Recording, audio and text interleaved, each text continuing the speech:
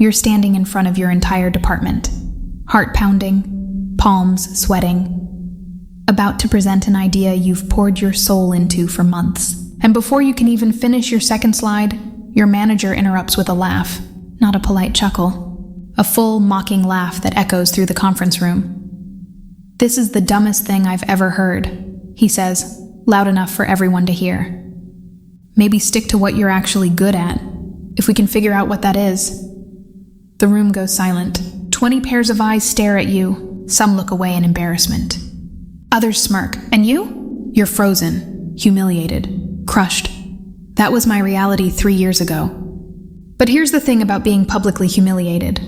It either breaks you, or it forges you into something unbreakable. And when I finally got my revenge, I didn't need to raise my voice, throw insults, or play dirty. I just handed them a document containing nothing but their own words, and I watched their entire world crumble.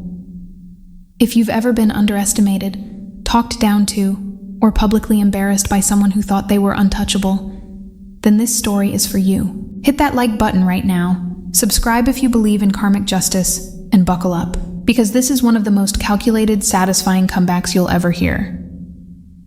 Let me take you back to where this all started. 3 years ago, I was a mid-level analyst at a tech consulting firm called Vanguard Solutions. Nothing fancy. Decent salary, decent benefits, the kind of job that pays your bills but doesn't exactly set your soul on fire. But I wasn't just coasting. While everyone else was doing the bare minimum, punching in at 9 and mentally checking out by noon, I was obsessed with improving our processes. See, our company had this massive problem. We were hemorrhaging clients because our project turnaround times were abysmal. What should have taken 3 weeks was taking 3 months. And every delayed project was a lost contract, a damaged reputation, another nail in our coffin. I saw it clearly. I felt it in my bones, and I had a solution. For 6 months, I stayed late. I skipped lunches. I built an entire framework, a new project management system that could cut our delivery time by 60%. 60%. I stress tested it. I ran simulations. I even piloted it quietly on 2 smaller projects, and the results were incredible. Clean, efficient, clients thrilled. I was so proud of this thing. It was my baby, and I genuinely believed that when I presented it to management, they'd see what I saw, a lifeline for our struggling company. I was so incredibly naive. Now, let me introduce you to the villain of this story. Derek Hastings, my direct manager and, quite frankly, one of the most insufferable human beings I've ever encountered. Imagine a guy in his late 40s who peaked in middle management and decided that was his throne. Thinning hair slicked back with too much gel. Designer suits that were always just slightly too tight, like he was trying to prove something. And that voice, God, that voice. Loud, condescending, dripping with unearned confidence. Derek had this thing he did whenever someone presented an idea. He'd lean back in his chair, fingers laced behind his head, and stare at you with this smug little smile while you talked, not listening, just waiting for his turn to tear you apart. Because that's what he did. That was his move. Publicly humiliating people to assert dominance. And his favorite targets? People like me, quiet, hardworking, not interested in office politics. People who actually cared about doing good work instead of kissing up to him. I'd seen him do it to others. Watched him mock Sarah's client retention strategy in front of the whole team until she literally teared up. Saw him call Tom's budget proposal amateur hour garbage and suggest he maybe take a night class or something. But I told myself, it'll be different with me. My idea is solid. The data backs it up. Even Derek can't ignore results. Again, naive. The meeting was scheduled for a Thursday morning. The entire department would be there. Derek, his boss Miranda, the other team leads, my colleagues. About 20 people total. I barely slept the night before. Not from nerves exactly, but from excitement. I kept imagining the moment when they'd see the demo, watch the efficiency numbers, realize what this could mean for the company. When I walked into that conference room, I felt ready. My slides were perfect. My notes were memorized. I had backup data for every possible question. Derek was already there, of course, sitting at the head of the table like a king on his throne. He didn't look up when I entered, just kept scrolling through his phone, occasionally chuckling at something. The meeting started. Miranda gave me the floor. I took a breath and began. Good morning, everyone. For the past 6 months, I've been developing a new project management framework that I believe can fundamentally transform how we... Sorry, wait. Derek's voice cut through mine like a knife. You've been working on what for 6 months? My stomach dropped. The way he said it, already dismissive, already mocking. A new framework, I repeated, trying to keep my voice steady. To address our turnaround time issues, I have data showing we can reduce delivery times by doing what exactly? He wasn't even looking at my slides. Waving a magic wand? Sprinkling some fairy dust? A few people chuckled. Nervous laughter, but laughter nonetheless. If you'd let me present, I can show you. Oh, we're gonna let you present, he said, finally looking up with that trademark smirk. This should be entertaining. I pushed forward, showed the first slide, explained the core concept, started walking through the pilot results. And then, right as I was getting to the good part, the actual data that proved everything worked, Derek interrupted again. Okay, I'm gonna stop you right there. He stood up, walked over to the projector, and literally pointed at my slide. This is the dumbest thing I've ever heard. The room went silent. Maybe stick to what you're actually good at, he continued, voice dripping with sarcasm. If we can figure out what that is, more laughter. Louder this time. My face burned. I could feel everyone's eyes on me. Some people looked uncomfortable, but no one said anything. Not one person came to my defense. Derek, I really think if you just look at the results. I tried one more time. The results? He laughed again. You ran 2 tiny projects and now you think you've revolutionized consulting? This is amateur hour. This is what happens when someone gets bored and decides to play manager. He turned to Miranda. Can we move on to actual business now? Miranda hesitated for just a second, then nodded. Let's table this for now. I stood there, frozen, my presentation still on the screen, my document clutched in my shaking hands. 20 people in that room, not one said a word. I gathered my things and walked out, and I swear I could hear Derek chuckling behind me. I didn't go back to my desk. I went straight to my car, sat in the driver's seat, and I just screamed.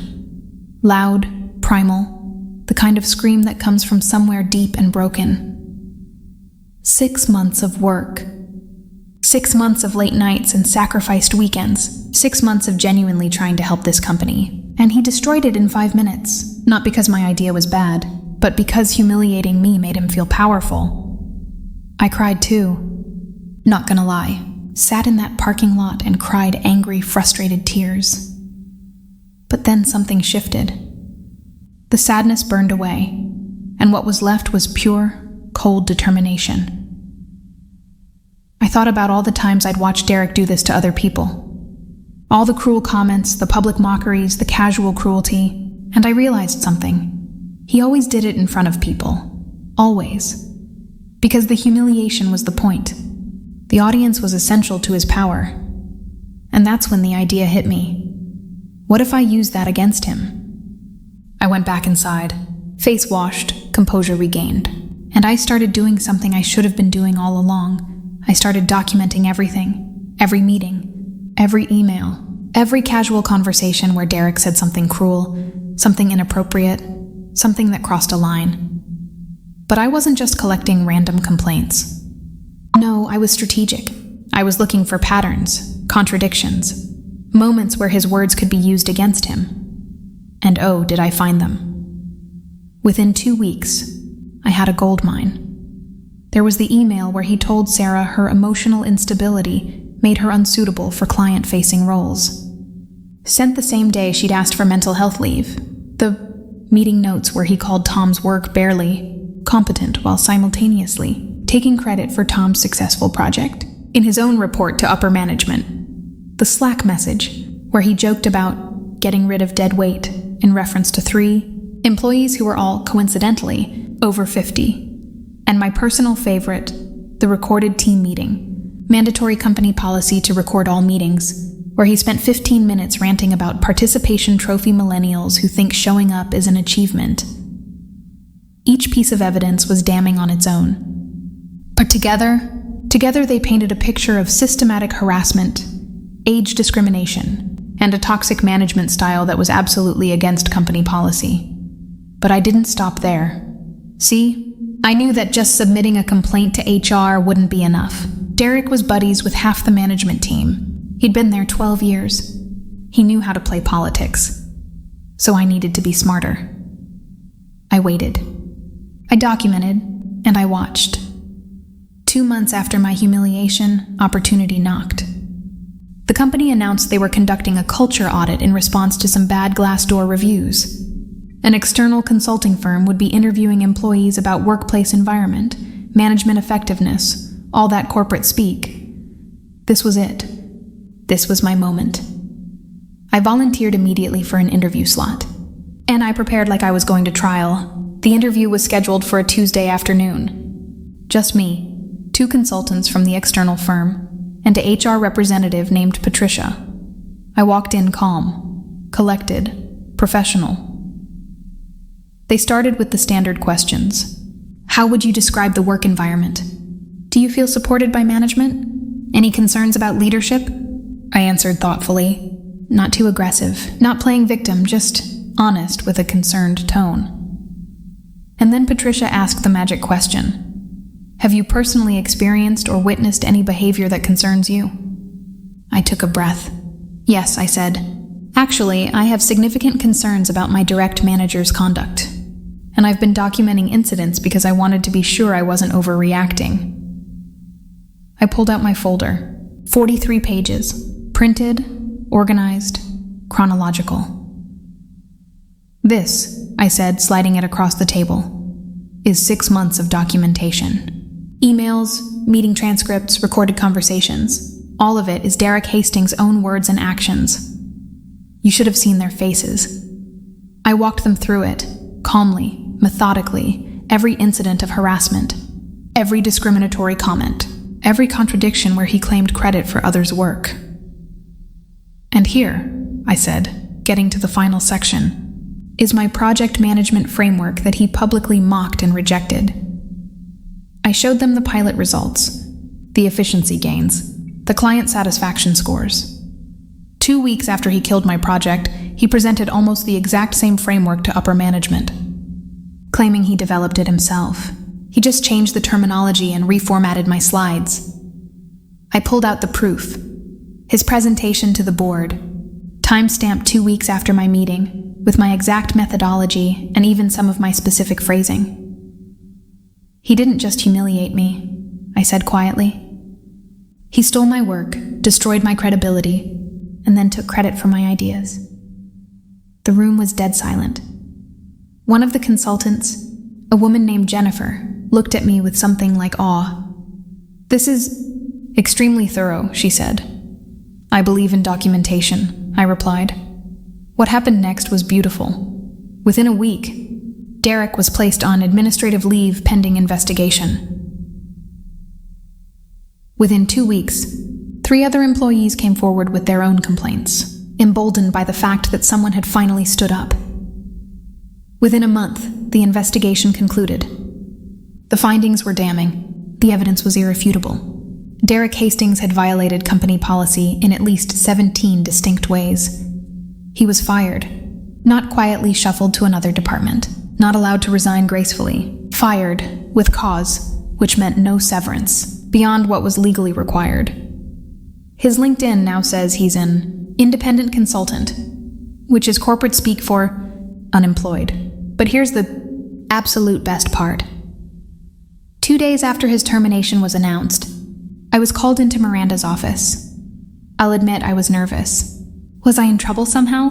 Had Derek managed to spin this against me? But when I walked in, Miranda stood up and shook my hand. I owe you an apology, she said. I should have seen what was happening. I should have protected my team. Then she said something I'll never forget. We're implementing your framework company-wide. We're also promoting you to team lead, with Derek's former salary and we'd like you to personally oversee the rollout of your system." I just stared at her.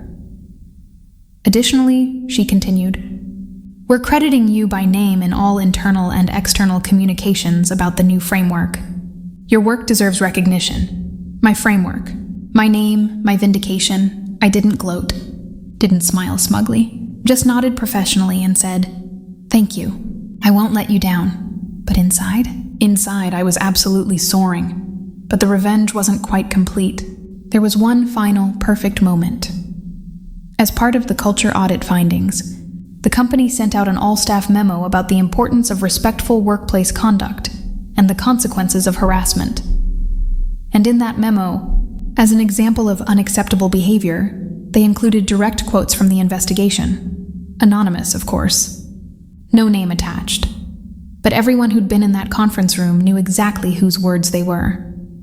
This is the dumbest thing I've ever heard. Maybe stick to what you're actually good at. If we can figure out what that is. Amateur hour garbage. Derek's own words, presented to the entire company as textbook examples of toxic management and workplace harassment. His own words used to destroy him. The irony was so perfect it almost felt scripted. People ask me sometimes if I feel bad about it, if I regret ending someone's career. And here's my honest answer. I didn't end his career. He did. Every cruel word he spoke, every person he humiliated, every policy he violated. Those were his choices. I just held up a mirror and made sure everyone else could see what I'd been seeing all along. There's something powerful about using someone's own words against them. It's not hearsay. It's not exaggeration. It's just them, their choices, their cruelty, documented and undeniable.